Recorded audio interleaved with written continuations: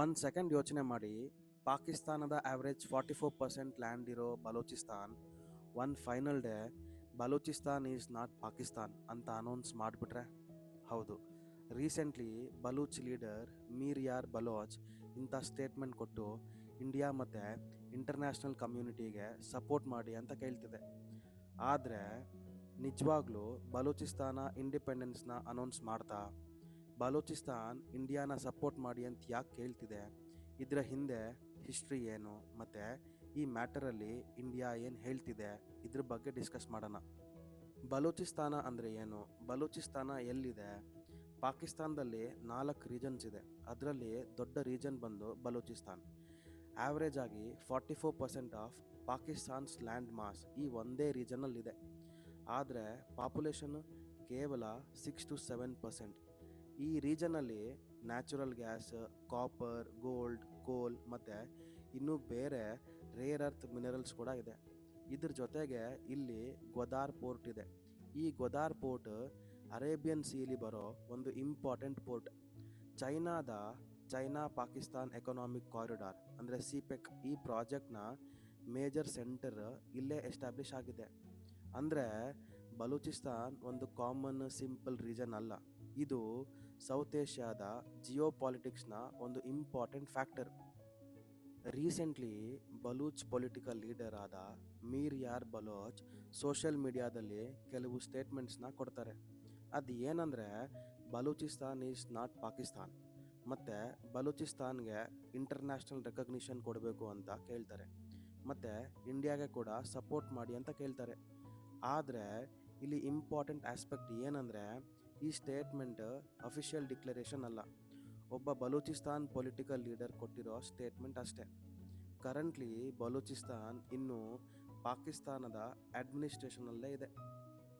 History ನೋಡಿದರೆ 1947ನಲ್ಲಿ India ಮತ್ತು ಪಾಕಿಸ್ತಾನ್ಗೆ independence ಬಂದಾಗ ಇವತ್ತಿನ ಬಲೂಚಿಸ್ತಾನ್ ಖಲಾತ್ ಅನ್ನೋ ಇಂಪಾರ್ಟೆಂಟ್ ಪ್ರಿನ್ಸ್ಲಿ ಸ್ಟೇಟ್ ಆಗಿತ್ತು. ಅದಾದಮೇಲೆ 1948ಅಲ್ಲಿ ಪಾಕಿಸ್ತಾನ ಖಲಾತ್ ಪ್ರಿನ್ಸ್ಲಿ ಸ್ಟೇಟ್ನ ಅದರೊಂದಿಗೆ ಮರ್ಜ್ ಮಾಡ್ಕೊತು. ಇಲ್ಲಿಂದನೇ ಕಾಂಟ್ರವರ್ಸಿ ಸ್ಟಾರ್ಟ್ ಆಗೋದು. ಯಾಕಂದರೆ ಕೆಲವು ಬಲೂಚ್ ಗ್ರೂಪ್ಸ್ ಪಾಕಿಸ್ತಾನದ ಜೊತೆ ಬಲೂಚಿಸ್ತಾನದ ಇಂಟಿಗ್ರೇಷನ್ ಫೋರ್ಸ್ಫುಲಿ ಆಗಿರೋದು ಅಂತ ಹೇಳ್ತಾರೆ.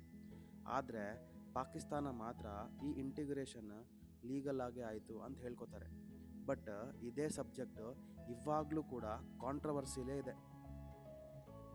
ಬಲೂಚ್ ನ್ಯಾಷನಲಿಸ್ಟ್ ಗ್ರೂಪ್ಸ್ ಏನು ಅಲಿಗೇಷನ್ಸ್ ಮಾಡ್ತವೆ ಅಂದರೆ ಈ ಬಲೂಚಿಸ್ತಾನ ರೀಜನಲ್ಲಿ ಡೆವಲಪ್ಮೆಂಟ್ಸ್ನ ಕಂಪ್ಲೀಟಾಗಿ ನೆಗ್ಲೆಕ್ಟ್ ಮಾಡಿದ್ದಾರೆ. ಇಲ್ಲಿರೋ ಮಿನರಲ್ಸ್ನ ಯೂಸ್ ಇಲ್ಲಿನ ಲೋಕಲ್ ಪೀಪಲ್ಗೆ ಸಿಗ್ತಾ ಇಲ್ಲ. ಮೇಜರ್ ಪಾಲಿಟಿಕ್ಸಲ್ಲಿ ಬಲೂಚಿಸ್ತಾನದ ರೆಪ್ರೆಸೆಂಟೇಷನ್ ಇಲ್ಲ.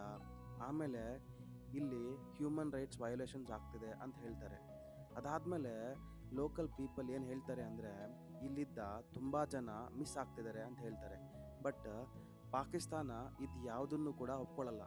ಪಾಕಿಸ್ತಾನ ಯಾವಾಗಲೂ ಟೆರರಿಸ್ಟ್ ಆರ್ಗನೈಸೇಷನ್ ವಿರುದ್ಧ ಆಪರೇಷನ್ಸ್ ಮಾಡಿದೆ ಅಂತಲೇ ಹೇಳ್ಕೊಳ್ಳೋದು. ಸೊ ಇಲ್ಲಿ 2 ಡಿಫ್ರೆಂಟ್ ಥಿಯರೀಸ್ ಇದೆ. ಸೊ ಕ್ವೆಶನ್ ಏನಂದರೆ ಇಂಡಿಯಾದ ನೇಮ್ ಯಾಕೆ ಬರ್ತಿದೆ ಅಂತ.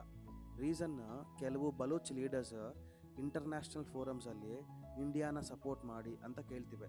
ಆದರೆ ಇಂಡಿಯಾ ಬಲೂಚಿಸ್ತಾನ್ ಇಂಡಿಪೆಂಡೆನ್ಸ್ಗೆ ಅಫಿಷಿಯಲಿ ಸಪೋರ್ಟ್ ಮಾಡಿಲ್ಲ ಅಥವಾ ಬಲೂಚಿಸ್ತಾನ್ ಒಂದು ಇಂಡಿಪೆಂಡೆಂಟ್ ಕಂಟ್ರಿ ಅಂತ ರೆಕಗ್ನಿಷನ್ ಕೊಟ್ಟಿಲ್ಲ. ಬಟ್ ಇಂಡಿಯಾ ತುಂಬ ಸರಿ ಈ ರೀಜನಲ್ಲಿ ಹ್ಯೂಮನ್ ರೈಟ್ಸ್ ವಯೋಲೇಷನ್ಸ್ ಆಗ್ತಿದೆ ಅಂತ ತುಂಬ ಇಂಟರ್ನ್ಯಾಷನಲ್ ಫೋರಮ್ಸಲ್ಲಿ ಹೇಳಿದೆ.